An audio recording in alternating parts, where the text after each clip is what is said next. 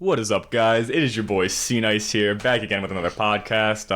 I know you're sick of me, but I'm still coming with new episodes and stuff. Today, I have someone that's very near and dear to my heart, my gym partner, someone I've known since middle school, high school, is my friend Zach here. Yes, sir.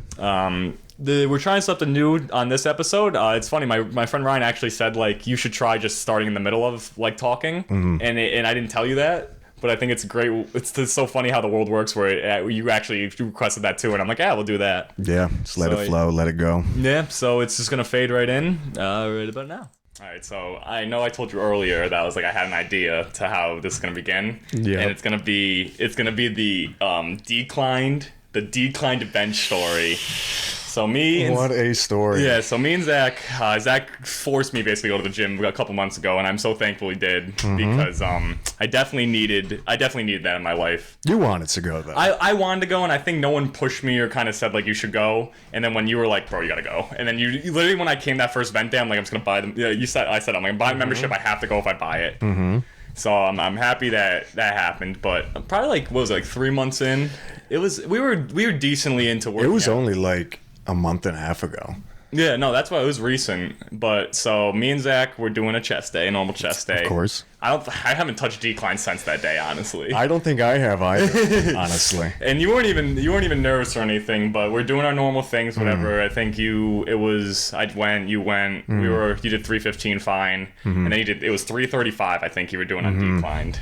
And at this time of us working out, I've never seen Zach fail. He's never failed a set. When he knows he can't do it, he just stops. He never lets me help him or anything. So I'm in the back of my mind, I'm like, this man's never gonna fail. I've never seen you lose and stuff. So we're there, puts the weight up, grabs it off the bench, normal stuff.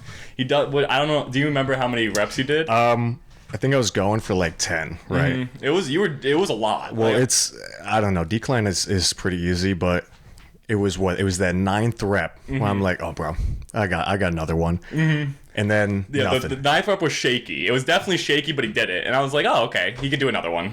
And then I went up. I was like, no, this is not going anywhere. I was like, all right, I'll just re-rack this. Go to re-rack it. I'm like, oh, there it is. There's the rack. Realized it was not on the rack. Yep. So this man comes down with it. He's like, I can't finish it. And he starts to go backwards. And I'm like, I get a little scared. I'm like, oh, he's not going to get on the rack. He's a little too low. So he goes back and he hits. The thing is about the Vent Fitness. We go to Vent Fitness, by the way. Garbage benches. So Zach does not like the Vent Fitness, how the racks are, and I agree with him. It's hooked. It's extra hard to rack it. It's you have to completely displace your shoulders to even get it off. It's kind of like a V, but it's extra high. It's like a V and it turns up 90 degrees. It's the fact that it comes out 2 inches. So it's just extra hard to rack it than a normal bench. So he goes and he thinks he can get it, and he goes backwards, and I'm like, oh, so I'm trying to lift it up, but it's 335 pounds. It ends up going directly on my throat. Yeah, so he misses it, and then it starts to come down. I'm watching the weight. I'm like, I'm gonna kill Zach. This is the end of it. I'm gonna have manslaughter. I'm gonna be psychotic. I'm gonna be in a mental ward that I let my friend die.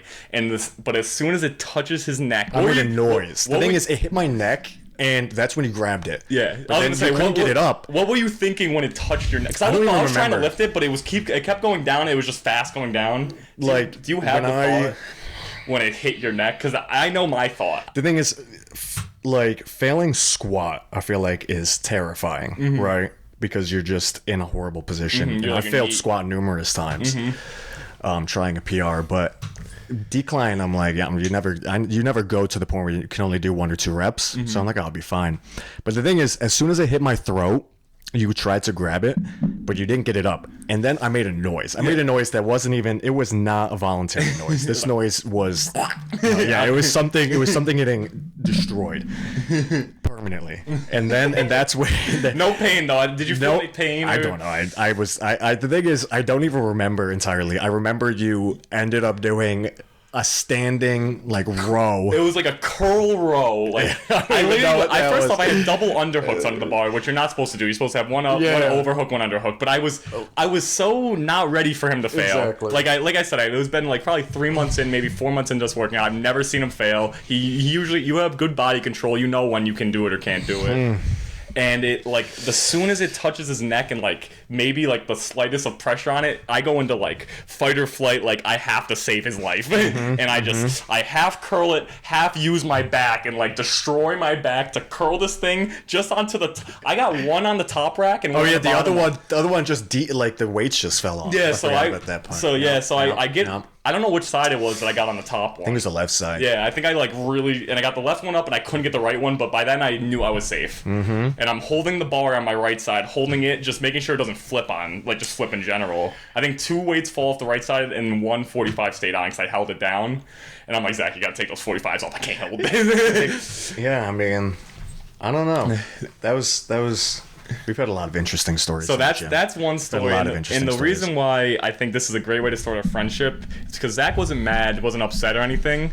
We just let that happen. We unreact and we looked at each other and just started dying laughing. It was funny. It was hilarious because literally like it was split second away from you being paralyzed or destroying your esophagus or something in your neck. Oh, dude, I've seen too many of the damn things. Like people dropping it on their forehead and then just shattering their like eye socket. Yeah, their skull and everything. Yeah, man. But that was really when I learned that lifting weights is real life. You know what I mean? You kind of do it for fun and you don't really. Yeah. No, it's really, it could be scary. And that was when I like literally probably used my most strength I've used in ever. Like it was literally full adrenaline moment. I knew I mean, you've seen the Eddie Hall one where he practiced with a who the hell like a psychologist and to basically get into his brain, okay, this weight is a car on my children. Yeah. And I think he said like he did other practices like saying like he didn't go deep into detail about it because he said he said like you think I'm insane the thoughts I had,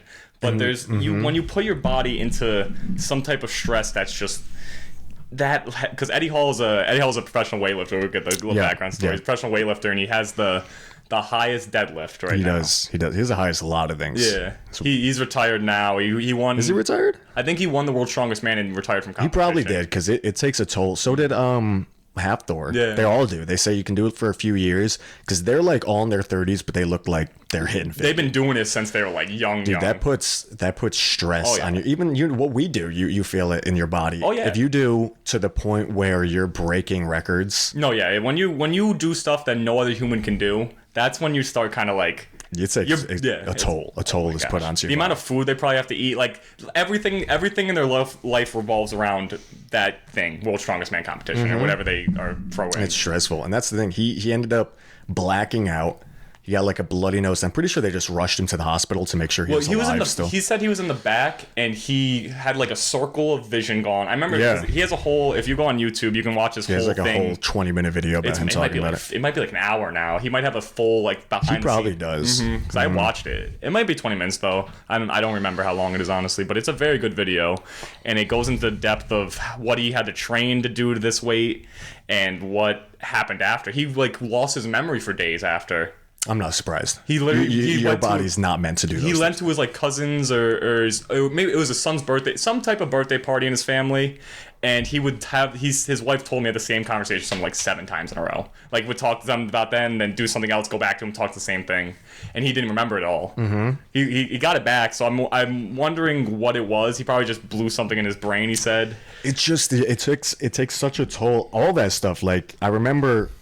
Because my dad's a marathon runner, and I remember like his 3rd or 4th New York City marathon. You know, we were done, or we were waiting for him, and then he finally got to us, and this man was making no sense. Yeah, he got to us, and he just started saying stuff. Like he started talking about pizza randomly, just gibberish, right? And we were like, "Dude, are you all right?" And it's just that type of stuff when you push yourself to those limits, and like I feel like all athletes know it. Oh my gosh, you get to a point where like it just breaks you, you know, and then it's like you get just mentally, physically exhausted.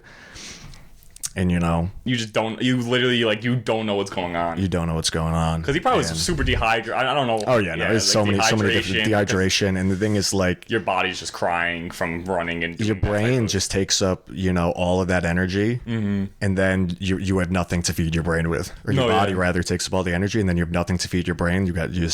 It's crazy. It's crazy to think about. This is a little bit off topic, but we literally don't know nearly everything about the brain, and we don't know how half the things work. Oh, man. And there's so many things in the brain that we just don't know what they do. And it's like there's always the rumor and the joke. It's like we only use 10% of our brain, which is not true. They figured out we use whatever. No, it's not. That's all. I mean, that's what my major was, you know, neuropsychology. And it's like, I remember sometimes, you know, when I was getting into like the capstone courses and everything and finishing up the degree, and they talk about some stuff that just terrifies you, you know. And you're like, dude, I don't want to hear some of this stuff, you know? Yeah, it's no, like... like, that's what I'm assuming, like, doctors feel about certain things. It is. It's... I forget the name of it. But it's... I think it's like called medical school something, honestly. It's something syndrome where, like, medical students...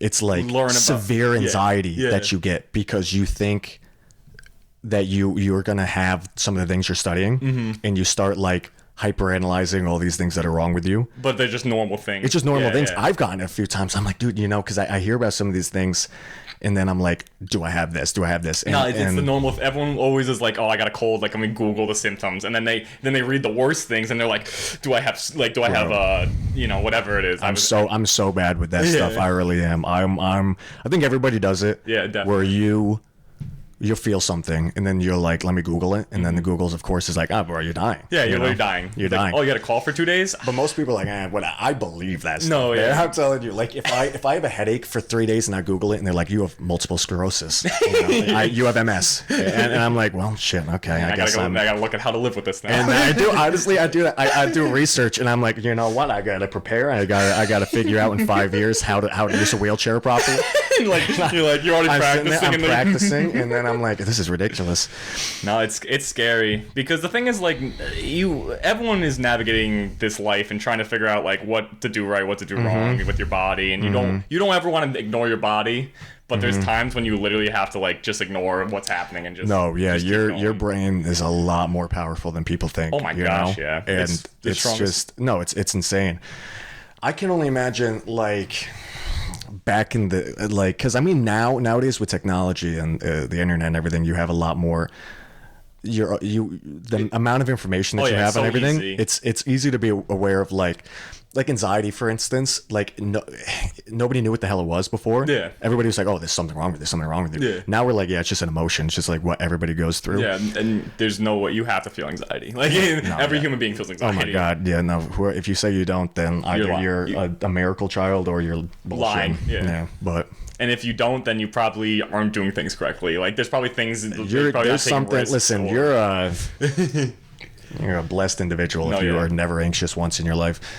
Even like so you'll watch you keep up with UFC. I watch it. I'd say you keep up definitely, and you'll listen to the fighters, and no matter how confident they sound against each other, you'll hear every fighter say there always is this thought like right before the fight where they're like, I want to quit, like I don't want to do this, and that's like something like no matter how confident you can show someone, like there's always that got to be those thoughts in the back of your mind where you're like, man, I don't want to. I don't want to fight, or I don't want to do this thing, or I don't want to do that thing. No, yeah, everybody. I mean, look at Simone Biles. You know, no, yeah, she arguably the greatest gymnast of all time already. Arguably the greatest gymnast, arguably the greatest female athlete of all time. Incredible, put her incredible in the greatest athlete in general. And you know, she did that one flip. Came down side. I forgot what it. You know the yips in golf. Twisties. They call them the twisties. The twisties in that, but I think it's the same as like the yips. Yeah. You know, in like golf, where like baseball and golf is like I think two of the places where you see it the most. Well, all of a sudden one day, you know, you do something wrong or something, and then something just turns off in your brain. Yeah, you go from being to really good to all of a sudden you worse than like. Average person, you just become so bad at it. You start like it's something. All these sports, these professional athletes they don't probably think about what they're doing. No. Like a basketball player doesn't think. No, that's shot. the thing. And then when you start thinking about it, that's when you go off the rails. And I think if you're ever like good at something and you're like I'm good at this, right? And you see me in the gym. If I'm start overthinking a specific lift, I see it. All of a sudden you go from whatever weight, and then you drop 20% because you can't get your form down. It's like the same concept. Every athlete, you get so good at something that your brain, you don't think about it. Yeah, you really don't. You don't think about it. And then all of a sudden, once you start thinking about it again, you can't do it. You can't do nearly as well, or you can't do it at all, because you're like, you never thought about it before. Now you're thinking about it. You're trying to fix yourself, whatever. There was a pitcher in baseball that he got like the yips. I'm pretty sure that's what it's called. Yeah. We'll call him I think it's called the yips. But he got him really bad to the point where I don't know his name. I wish I did. I wish I was better at thinking about it. I've heard the story. Yeah. But basically, he got him so bad where he never could pitch again. Yeah. He switched his position to, like, I think a second baseman or outfielder. I forget what it was. Yeah. But he completely switched what position he was in because he could just never pitch the same again. He literally couldn't do it. And that's, I mean, I feel like, well, Simone Biles, I'm pretty sure, when everybody, because she's young. How old is she? Well, like, 24. Yeah, she's young. I won't look it up, but I'm 24. You know, when you're young and you're the best, and plus it's like I don't know gymnast competitions and stuff, but the main stage for gymnastics, I just would always assume, is going to be the Olympics. You know, unlike basketball, where they really don't care as much. You know, everybody cares about a gold medal, right? But the thing is, you would much rather have a chip than have a gold medal. Yeah. Oh yeah. The NBA is much more important than the Olympics for basketball, definitely. When it comes to Simone Biles, you're like, my shot's every 4 years. Everybody says I'm the best, and then that just gets to you, you know. And it's certain sports too in the Olympics. I think because they do have the year-long competitions. I think exactly. I don't know anything like swimming about them. has them, running like track has them. I think everybody has them. It's just you don't. I would say 95% of people that are watching gymnastics on the Olympics don't know any other. It's all casual fans watch the Olympics. Casual fans of sports will watch the Olympics, but the real true supporters of those sports will watch probably the year-long things and whatnot. Yeah, you know, they're all. I feel like so many athletes go through those moments where you just don't hear about it. The mental health aspect just gets to you, and I think more people are open about it now. Like Dak Prescott opened up about it. Yeah, I know recently. There was the tight end on the Falcons, Hayden Hurst, like told Dak Prescott. He was like, "Thank you for doing that," and I think it's a very important conversation. It is. Who was it? Who's that? Oh man, who's that sports? He's not really a sports analyst. Or Skip Bayless. Skip Bayless. Man, I hate that man. I really do. Because here's the thing. He roasted Dak. He roasted Dak Prescott for having mental health issues after his brother commits suicide. Yeah, he called him weak. Like, and the thing is, he received backlash. I don't know how he still had a job after that. You should. That's something. That dude, like, come on now. How are you gonna say something? A lot of these analysts, man, unless you say something like overtly racist, like some type of sexual harassment or like some type of sexist then you're able to say whatever the hell you want. But basically, anything else you can just say. Like Stephen A. Smith, like was defacing Donald Cerrone when he fought McGregor, and he was like, he gave up. And it's like, you fight McGregor, you go out there and fight a UFC fight, like, and then say he gave up. Like, his orbital bone was broken. Have you ever had your orbital bone broken? That's why I love you know, I love it when they have the actual athletes are talking about it. Yeah. Because then it's like, you know, Tony Romo, for instance, as a commentator, he's the best, dude. You listen to him, he explains everything. He says what's going to happen, and you're like, those are the type of guys who can come out and criticize because they understand it. They've been through it. Football, and the thing is, like, Tony Romo's a good example too, because he's only got criticized during his football career. Oh my god! Like, he had unless you're a Cowboys fan, and even Cowboys fans, one of the most heavily criticized. Yeah, you know, they always roasted. He called him Choke Romo. I mean, it was choke. You know what I mean? It was all these things, and now he comes out and you see he's very intelligent and like. Just intelligent commentator that knows what he's talking about. And you're like, man, sometimes you can't control things. Like, you really couldn't control a lot of those things. That's probably why on the Cowboys. They tried getting Peyton Manning, I think, for Monday Night Football, but he was like, nah, man, I don't want to do it. This is a rumor I heard like maybe a month ago, a couple weeks ago, but I think Peyton Manning and Eli are doing their own Monday night broadcast, like on some other website or something. And they're hosting. I have to like, man. After this episode, I'm definitely gonna look more into it. Eli's funny too. Peyton is hilarious. Peyton and Eli are both really funny. There was he was on the roast of someone. He was talking about Pete Davidson, and the joke he had, he was like, yeah, I met this Pete Davidson guy in the back. He was really good.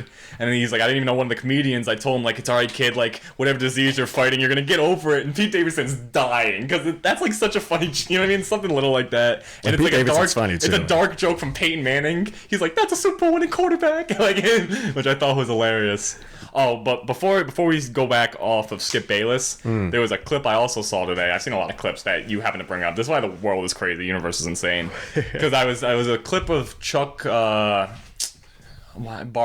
Barkley. Oh, I thought Chuck Liddell. No, but it was Charles Barkley, and you know Charles Barkley, yes, right? Yeah. He says a lot of dumb things. Like he is no filter. He doesn't care what he says. No. He's one of those people that probably won't get canceled. Mm-hmm. You know what I mean? But he was talking on I think the Dan Patrick podcast. Mm-hmm. I don't know if you know who Dan Patrick is. Mm-hmm. Yeah. He was saying like, oh man, if I knew I was gonna die, I would tell them to bring a live TV crew and get me and Skip Bayless in a room, and I would just kill him.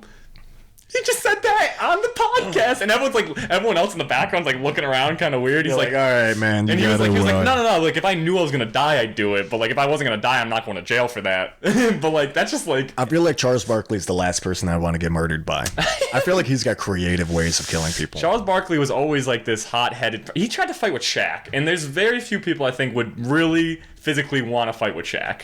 Like that'd be a hell of a fight, man. Well, it was during their careers. Back in the day, it would be a hell of a fight. Yeah, now Shaq's beating up anybody in it, except for maybe Ben. I trust Ben Wallace. Ben Wallace or who's I don't know what the hell his name is. He had like a weird name.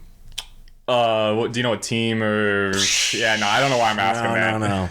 But no, there's Ben Wallace. He was in that one fight. What was that one big brawl called? Oh, Malice in the Palace. Yeah. Ron Artest? Meta World Peace? Meta World Peace. Yeah, he was Ron Artest at the time. He was also in that fight. That's why I remembered. Yeah. Ron Artest. Yeah, he's a dude I wouldn't want to. Now he's like nice. He took like the Mike Tyson route now, which I love. I love when people are like these scary, you know, like and then they just calm down. Well, Mike Tyson, I don't think he's been sober the last like 20 years. There was a story I heard about Mike Tyson. He like took acid when he was like 8. He took a tab of acid at 8 years old. I'm not surprised. And I don't know how a human being could survive that.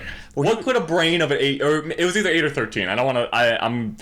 I'm not going to fully look into it, but it's either 8 or 13 years old, and either way, it doesn't matter. Mm-hmm. Your brain is not ready for any type of thing. Like I don't even know personally, but your brain is not ready for any type of drug like that. I wouldn't even say like you shouldn't even.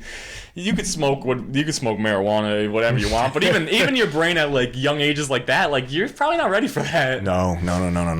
They say the brain doesn't stop developing until you're 25. Yeah, acidity would be a very. I don't even know, dude. I feel like the kid's mind is already on acid. Yeah, no, you know what I mean? 8 years old, like if you put a dude on acid with an 8-year-old, they're probably thinking the same thing. Mm-hmm. You know? No, it's insane. And then I mean, and the kid, you know what I mean? Mike Tyson loves pigeons. So, like, why does he love pigeons? You know what I mean? It's just some. I've seen that. He's really obsessed with birds. Yeah, he's just a real. I love Mike Tyson to death, man. He's cool. He's cool. Really. I feel like he's really. He's definitely a really cool dude to just hang out with. Yeah. You know? He's gotten his life to a point where I think he's happy. Mm-hmm. And I think he was definitely teetering on the point of all like celebrities and athletes where you either go down that hole of just just going insane. Yeah. Mm-hmm. Or you pick yourself up, and he picked himself up good. Because he was, you know what I mean? It's probably hard to be this big scary dude because probably he doesn't trust anyone, and like he probably doesn't think anyone is his real friend. They're probably just afraid of him, you know what I mean? Right. There's probably some type of that, especially when Mike Tyson wasn't this introspective person that talked a lot or said a lot of things. He was just like this scary. He is now. Now it's he great. Drops some words of wisdom though. His podcast. He has his own. Yeah. You ever listen to it? I saw a few minutes of the episode with Dana White and with Khabib. Mm-hmm. But not really much of it. Yeah, me too. I just watch clips and stuff. Yeah, I watch the clips of it. But he's very. No, he's knowledgeable. He's thinking, and he's very man. Smart. He definitely made a great transition from boxing and being this hyper aggressive athlete to this guy who's biting your ear off. No. I think he's apologized to Evander Holyfield for that. Yeah, I assume. He said he was scared. He was like, "This is the first dude that's gonna beat me up. I had to think of something to beat him, so I bit his ear twice." He did twice. It was the second one where he did do it twice, didn't he? Yeah. Yeah. He spits out part of the ear, and then the ref's like, "You cannot do that." And the ref's like, "Yeah, I don't think you're allowed to." I don't know if that's allowed to bite people's ears. Yeah. All right. Let's see what topics I got now, because this is what's great about this. It just leads into things. It's so beautiful, and it's so funny you brought up Simone Biles because the episode that's going to come out before this, Ryan's, which is going to come out. You guys talk about Simone Biles. We talk about Simone Biles and that, but it's a much different it's like a different conversation than we do. Which is Did you guys have it before the Olympics or like during? It was during it. Yeah. It was before she she did her, because she did the last event. She did participate in one more. Did event. she? Yeah. She okay. And the last year she participated and she got bronze. It was like one of her events where she wasn't like, it's not her like main thing where she's the greatest. Specialty. And she got bronze last time, and then this time she got bronze again, which is like she medaled, so that's good. But she was practicing and stuff. It wasn't like she fully quit on the team or anything. It was just that she, you know what I mean, she was just like, I don't want to do these events. I hate the people that say that she quit on the country and stuff. No it's one like, knows. dude, no one know. ever. Unless you're ever. That's the same thing like I said about, commentators needing to be actual athletes. You can't say anything unless you've been in that position. No, they always roast Skip because they're like, Skip, you had 4 points in high school. Yeah, like you like got cut on your high school team. What are you doing? Come on. Yeah, you can't say anything unless you've been in that exact position in your life. All right, so I alluded to this when I was talking about us doing the episode, but do you have the significant memory when we first met? Because I don't have it, man. You said it was 8th grade, and I'm like, yeah, you might be right. Honestly, it might have been earlier. I think it was like 6th grade. Really? Because it was probably early. The thing is, when we very first met was probably ages ago. No, yeah, I don't. But I mean, we probably were in a class. Yeah, or, we like, probably seeing don't each other in the entirely halls, remember that. But I remember because in middle school, how it was. I would. You said it. I would move around tables. I didn't sit in the same like group of friends. Like I'd move around tables every year, even every couple months. I'd go to somewhere else. I'd be like, oh, these people are interesting or whatever. Right. But the thing is, we each had a friend who, like our whole friend group, right? We each had a few friends, or we each knew each other, but then we all got together at the one table. Yeah. I remember there being one specific table because it was like right next to that back door. Right. Where the recess was, right? Yeah, right where that recess door was. And then we just kind of happened from there. I think our whole friend group. I'm pretty sure our whole friend group. Yeah, I mean, definitely. Minus a few people. Because you were probably friends with Zach first, right? Do you probably remember that? Or Zach Hess, yeah. Maybe Brad or it was Brad later. I don't. There was I really don't. I don't remember. That's the thing. I feel like I have some of the worst memory when it comes to like not even people, like things that don't really matter. You know what I mean? Like, just like anything before high school is just a blur to me, and I don't know if there's a problem with that. Like I feel like I should be able to remember more, but I don't know. Because I think I was friends with Kyle earliest. Like I think me and Kyle were on the same baseball team. I almost said fantasy. What am I talking about? On the same little league team.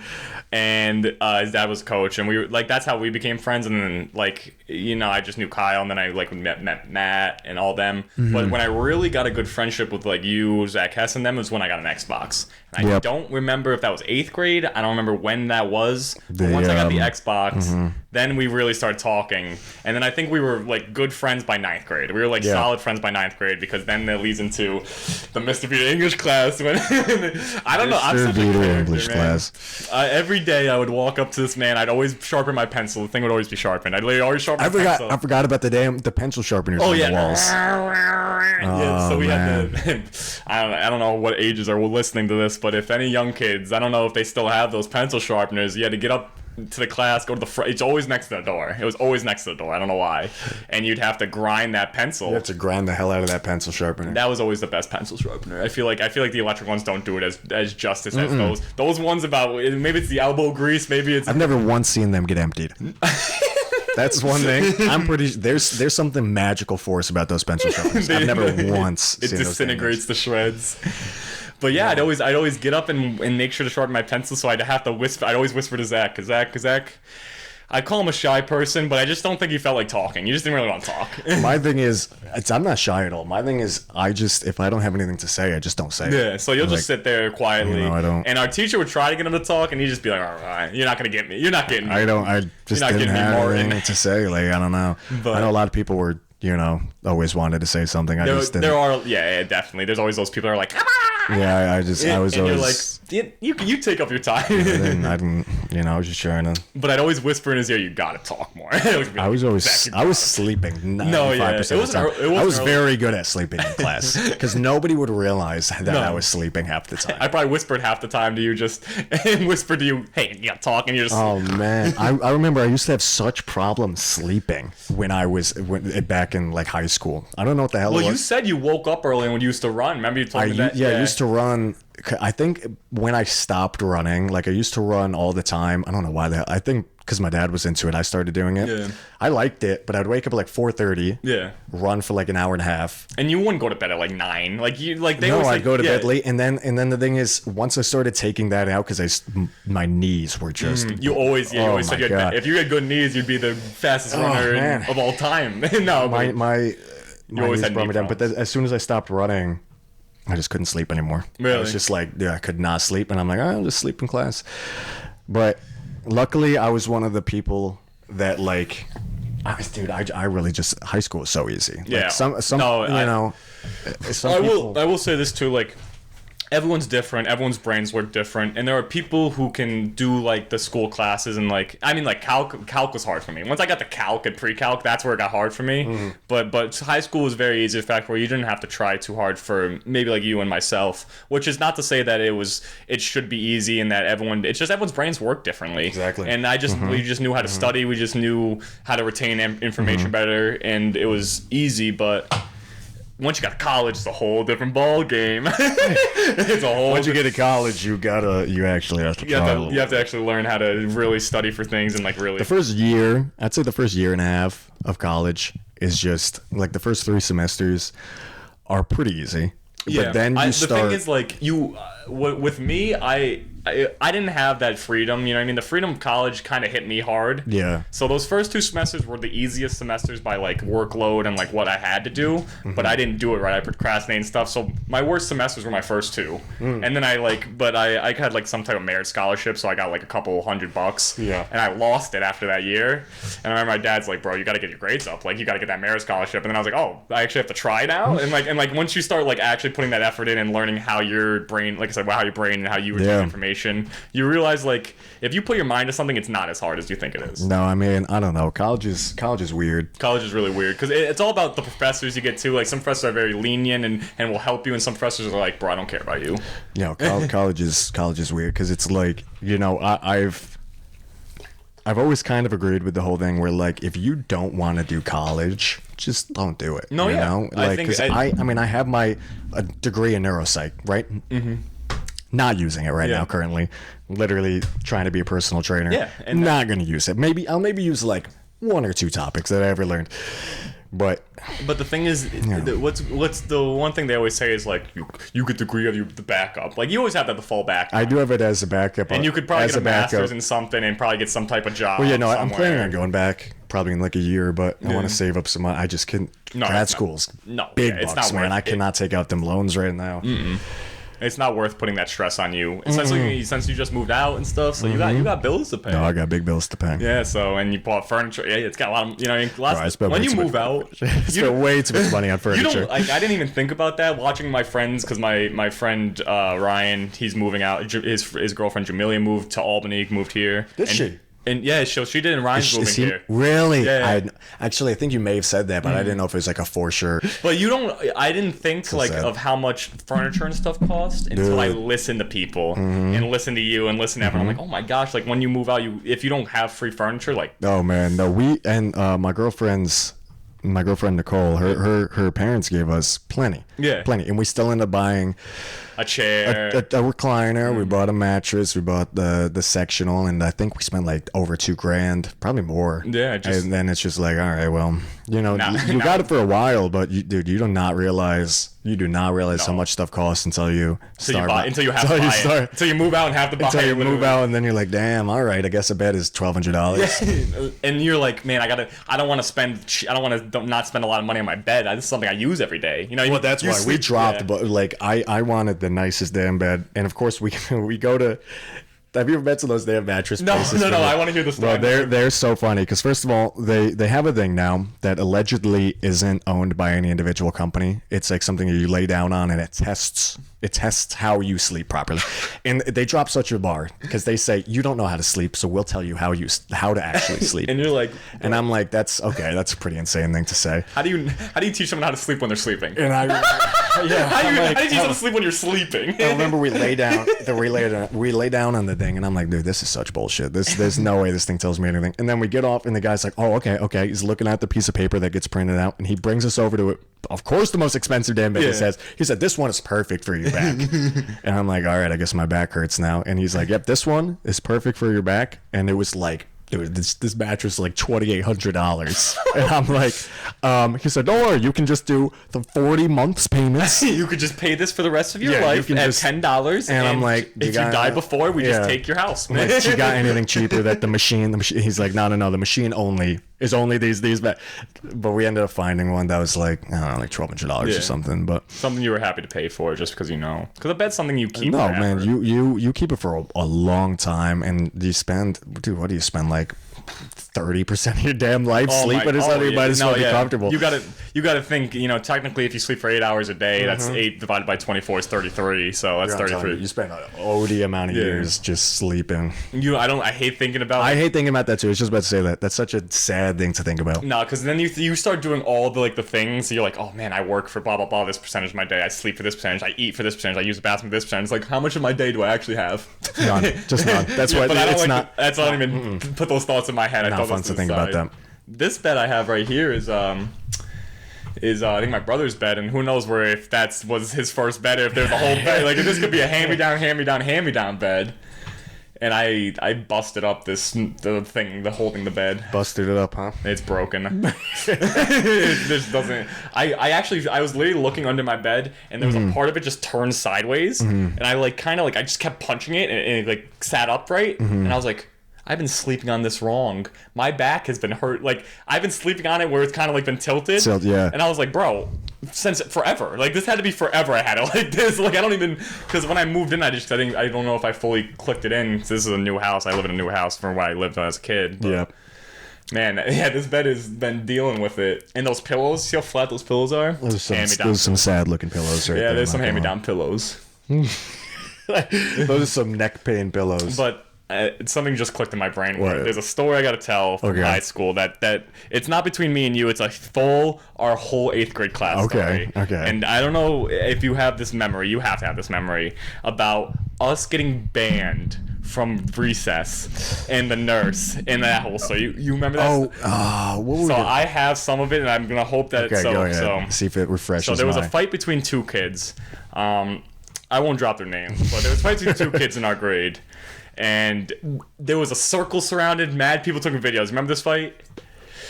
I can drop the name. I think so. I'll drop the name. It's not a big deal. It was Chris Van Hosen, I think, Zach Antanasio. Oh, okay. Yeah, remember that fight? So there was this huge fight. We had a circle around, mad people watching. It was insane.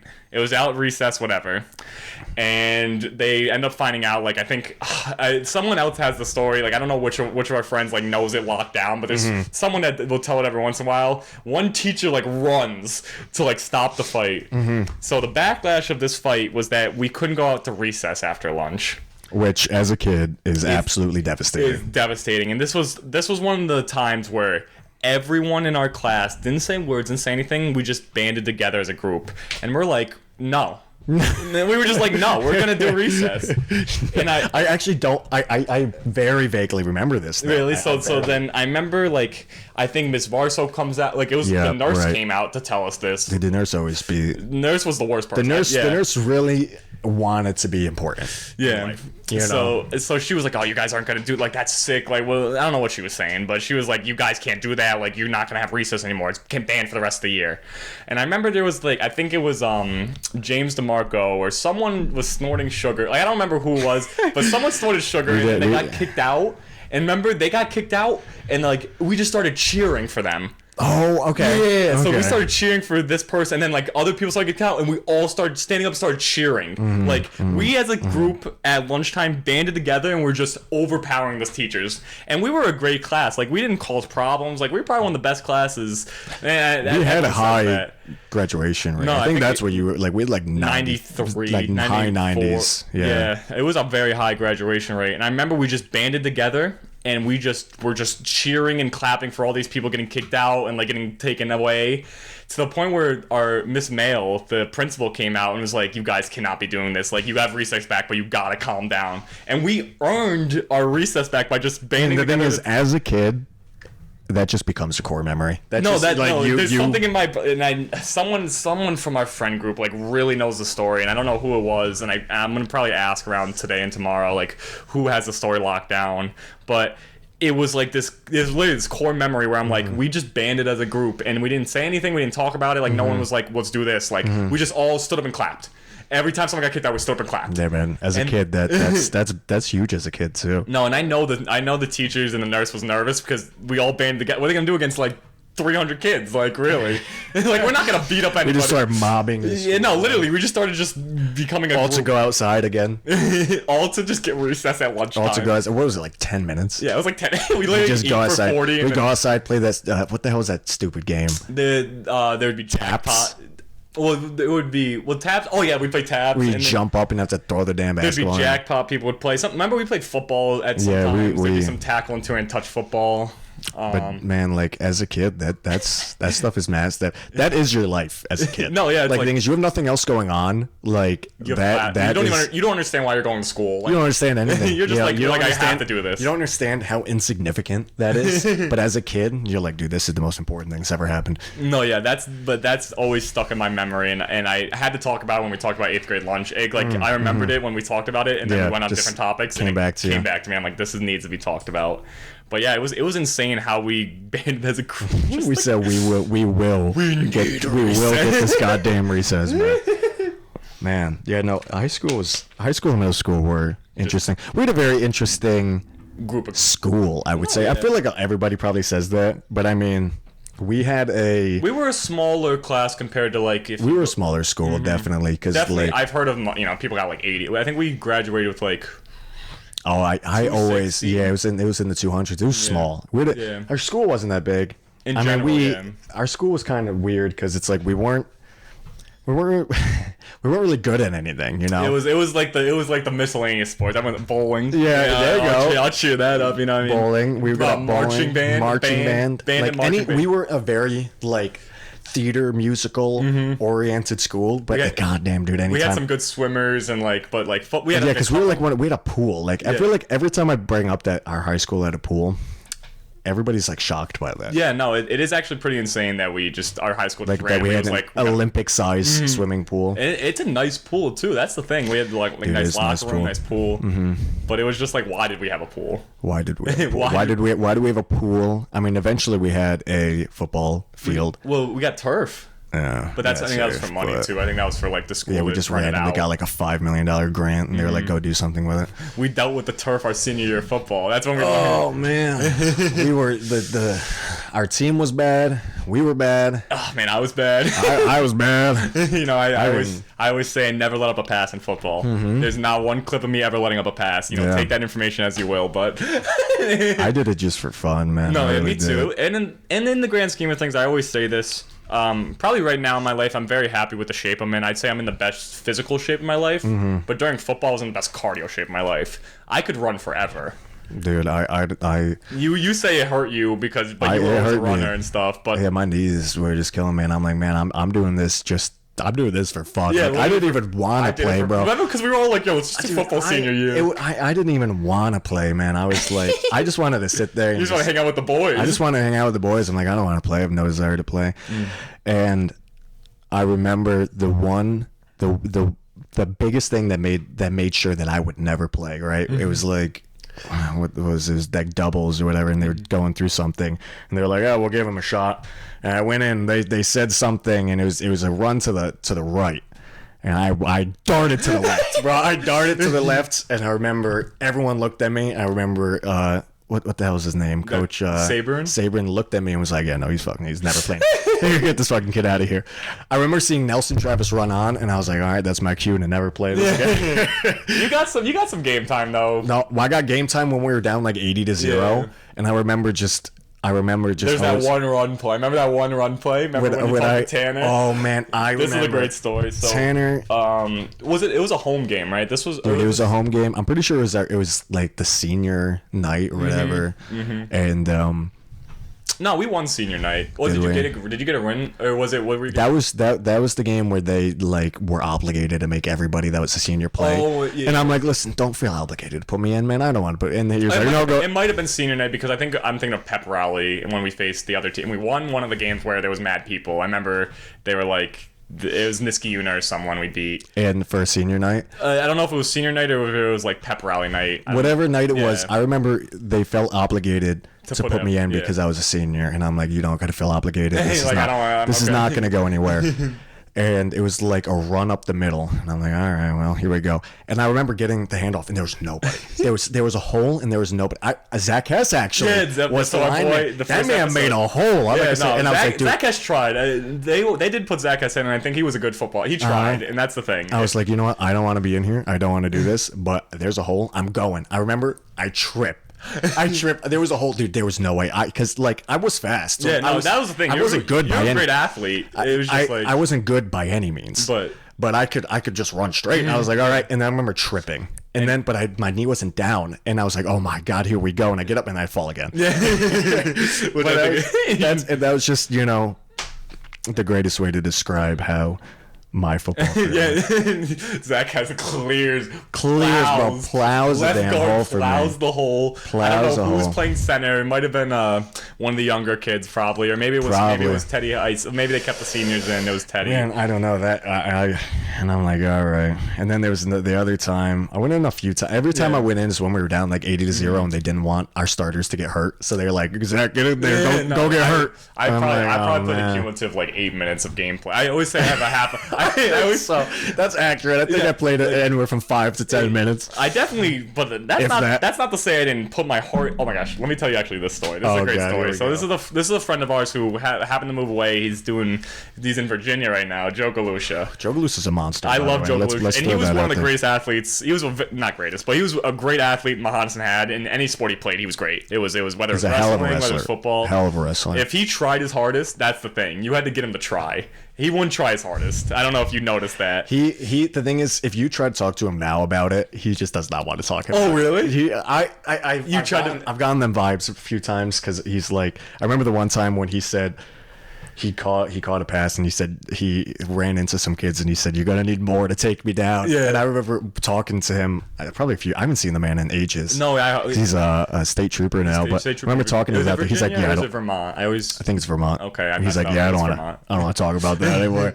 But no, he was a hell of a wrestler. I think he wrestled in college. Yeah, I think he wrestled for his college, and I'm pretty sure he did. Yeah. But there's this one story, we were in practice, and it was like one of those, like we both kind of knew, like, we're not going to try the hardest. Like, I wasn't like putting my heart and soul into this practice. I got into this with no desire to try. Yeah, I did try a lot, and I felt like I got disrespected by the football team. I think did you? Okay, yeah, I feel like they didn't want to put me in because I couldn't bench it. I couldn't even sniff 135, I think, in high school. Okay. I think I was putting up 95 and felt like I was good. Mm-hmm. But I know there was this one play where it was me. It was just I was like an end rusher. I was like a D end, and I was supposed to try to get around Joe Galusha and set up, like, be the good scout defense I'm supposed to be. But we both knew, like, if he tried as hard as I tried as hard, I'm losing that every time. We both like we didn't say it out loud, but it was kind of that attitude. So I was kind of jogging it, and he was kind of like half jogging, pushing me, like letting me survive.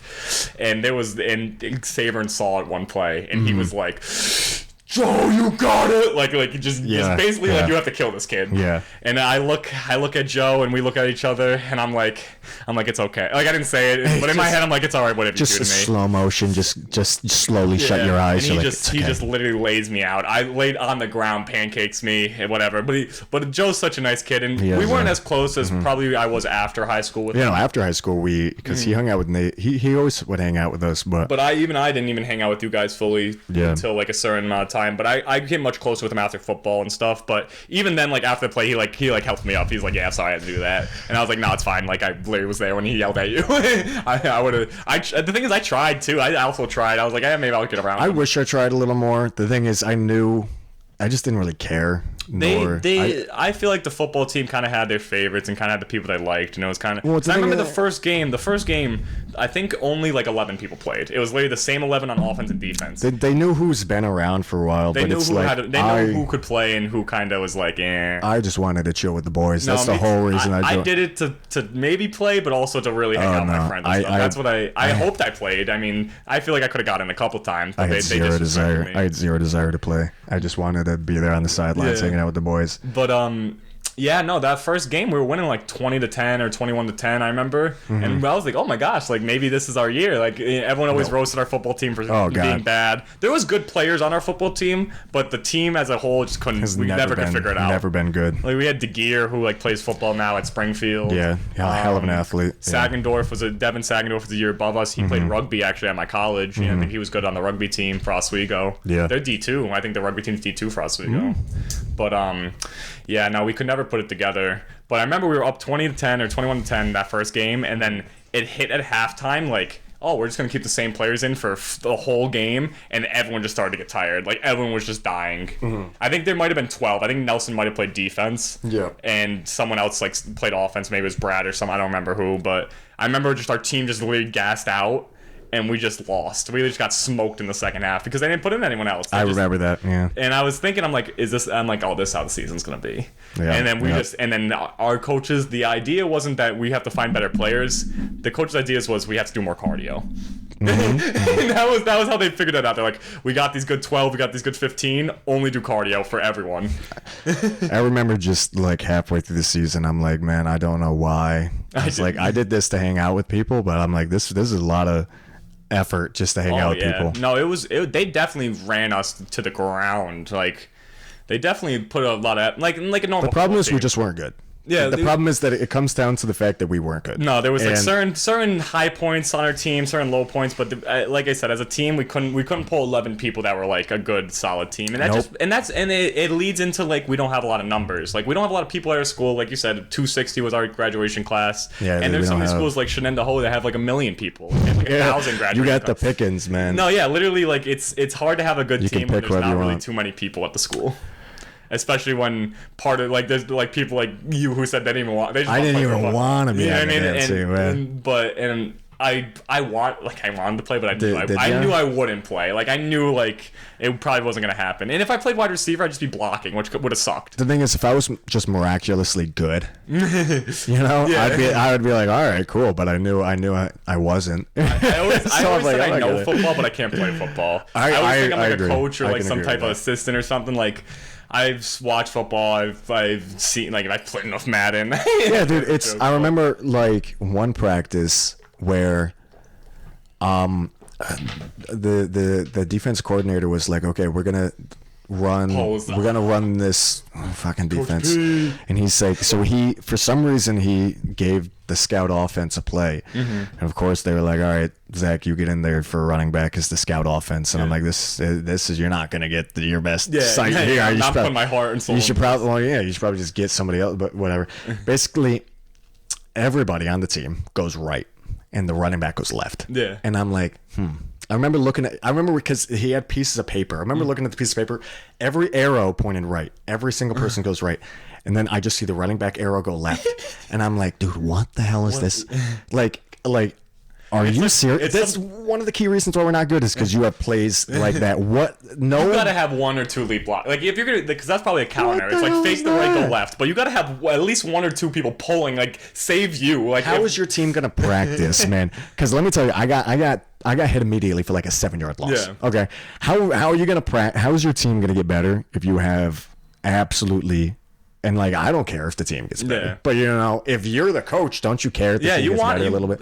I remember it was our last game of the season. We weren't even supposed to have a game. It was an extra game added onto the season. That was the pity game. It was the Albany Academy game, which was they haven't won in 7 years, I think it was. Yeah, they beat us. That's the ending of the story is that we lost this game. But I remember there was this thing of like everyone kind of thought we were gonna win. Like I think everyone was like, yeah, we're gonna beat. They haven't won in 7 years. They haven't. It was some type of like they haven't. I don't know if it was 7 years. I think you might be gassing. No, it's That's but cap. it was definitely a good chunk of like they had 1 win or like 0 wins in the last 2 years, or like it was something significant where we were like, oh, this we should win. They were like sub 3 wins over the last like 5 years. Yeah, like they were bad. Definitely.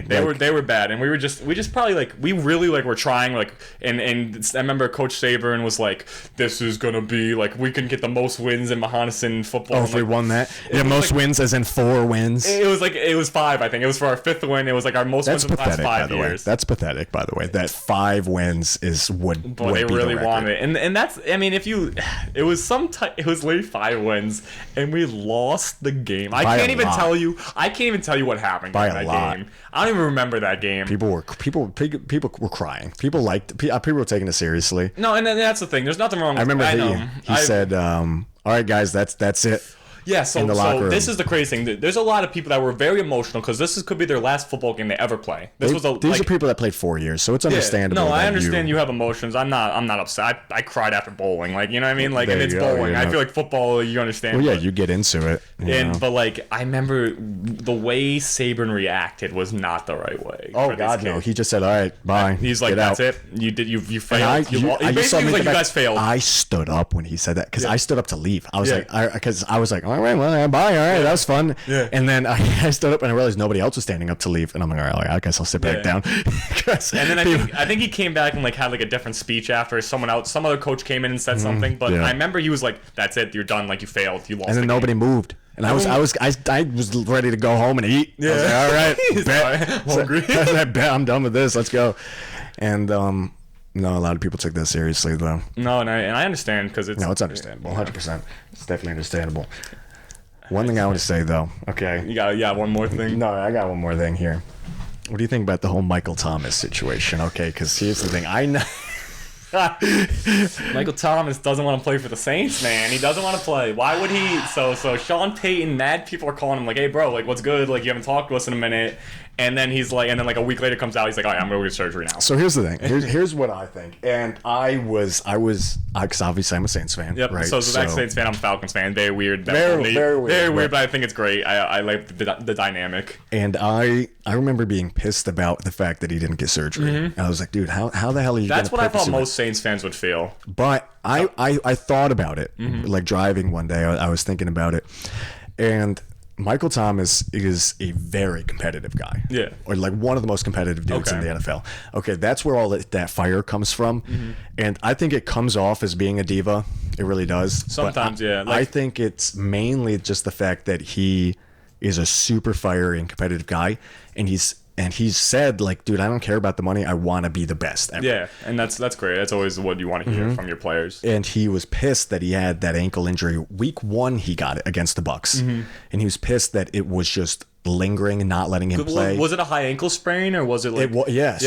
So what people don't know about high ankle sprains is that you have to not play on it. And most wide receivers can play on it and they just will be shells of their former self. Basically, it would just be like worse. And Michael Thomas probably was an average wide receiver on a high ankle sprain. You know what I mean? The thing is, he tried, and I think he just, week after week, he got more and more pissed that he couldn't play because... to the level he wanted to. He probably was looking at himself like, man, I don't want to be looked at as that guy who had 2 years where he didn't play, because then that just scratches you off. A lot of media stuff, like a lot of people start talking. And so he started getting pissed, and then he probably in the off season, right, they were telling him, hey, get surgery, but he was probably sitting there like, man, I don't want to sit on my ass for 3 months and not do anything. I'll let this heal on my own so I can keep training, keep being the best. Yeah. And then I think he got to the point where they said, listen, you can't play until you get that surgery. Yeah. And then I think it just caused a rift. The media obviously blows everything out of proportion. They always do. Everyone loves to talk, especially media, especially reporters and stuff, because that's their job. And you get more clicks if you talk about controversial stuff. And exactly. Like the same thing, like how Aaron Rodgers and Devontae Adams are both going to leave. That was never going to happen. They're going to leave next. No, they're going to leave next year. But the thing is, this year that was never going to happen. This year, next year, it's up in the air. They had the Last Dance. They both posted the Last Dance. That is funny. That's funny. But I think he just, super competitive guy, didn't want to get the surgery. Mm-hmm. And then I think they just said that they talked to him, like Sean Payton went to his house and talked to him or something. But obviously I'm a Saints fan, so I'm very biased about the whole situation. Oh no, definitely. And the thing is, sometimes like he could have went to multiple doctors and they could have been like, well, that's the thing. The one guy said you didn't need to get it, and then like 3 other guys said, but you got to get it. And so many doctors always say different things. It's hard. That is so funny about sports. You'll always see like they always have to get like a second and third opinion. Yeah, because they're like, this dude, like they're like we don't even know if this dude's what he's talking about. Like no, like they don't know who the hell you're talking to. Every doctor thinks different, and it kind of sucks that nobody knows what the hell they're talking about in the medical field. Yeah. You know, there's always somebody that's going to say the exact opposite that somebody else said. No, our friend dealt with it, Gavin. He dealt with like mad doctors saying all these things were wrong with him, whatever. And then it turned out that he actually met a good doctor, and they were like, "Oh yeah, they were all like, wrong. Oh, this is it." Yeah, like you're like these boys were just lying to you, basically, because they just didn't know. They probably didn't know, and they probably Googled it themselves, and they're like, "These are the things." Man, I'm telling you, I'm pretty sure everybody's a doctor nowadays. Yeah, you got Google. Literally. You got Google by your side. You can figure anything out. But no, I think he's gonna come back with a fire lit under his ass. I hope. As a Saints fan, I'm saying that. I hope. Yeah. I really hope. Are they gonna do every year? But I think the Falcons are gonna win this. When we go to the playoffs. Are the Saints gonna do good? No, by no means do I think the Saints are gonna do good. I believe the Falcons are gonna go to the playoffs this year. So? I hope so, for myself, for my own sanity. If the Titans don't do good this year, they have a fantasy team. No, they have a real fantasy team, and I hope. Well, it doesn't work in football. Their offensive coordinator is now the Falcons head coach. Okay. So they have a new offensive coordinator. Okay. I don't know who the dude is. I haven't looked into it because I only care about I didn't look into. I just know Mike Vrabel or whatever his name is. He was a Patriots player, right? And then he was like a linebacker or something. Yeah. And then I think he was a head coach. Was he head coach? Not head coach. No. Rather, like an assistant coach for the Patriots at one point. So. I think he played for him, was assistant, then became the. And then was. I like him. He's good. I like him a lot. I think he's a really good coach. Yeah. But it'll be an interesting season. I'll have to see. A lot of people are afraid to pick Julio Jones in fantasy leagues and stuff. My thing is, I think the NFL is really like, I feel like the last 10, 12 years, minus the last 2 years, I would say has been really bad for football. I think it's just not been answered. It just hasn't. I remember as a kid watching football, and I understand like when you're a kid, everything has a special light to it. Yeah. But like, dude, it's just not been the same. It's just there's been some magical factor just not there. Like some entertainment factor where it's like on the other end of the spectrum, the NBA's on like the all-time high right now. No, like, they're really a lot of people, a lot of new fans, like a lot of stuff's getting into it, and I hope that the NFL deserves it. I think it's commissioner. Did you? It is. The thing is, they don't. The NFL does not listen to the fans. Yeah, no, and it's Goodell because Goodell hates fans. Like Goodell hates anybody. One thing I've always thought, I think Goodell is the scapegoat. They pay him so much to be the scapegoat because the real decision makers are the owners. I think he's a scapegoat for what the owners want and what the owners decide. And they don't listen. 90, 80-year-old exactly. men They who don't care listen. About anyone's opinion. Yeah. You know, they think like that the fans are like, dude, we want them to be more themselves. So then they go and throw some stupid celebration camera on. Like that's their way of fixing it. But now there's a new rule that just got added where the taunting rule. That's why I'm bringing this up. That is so.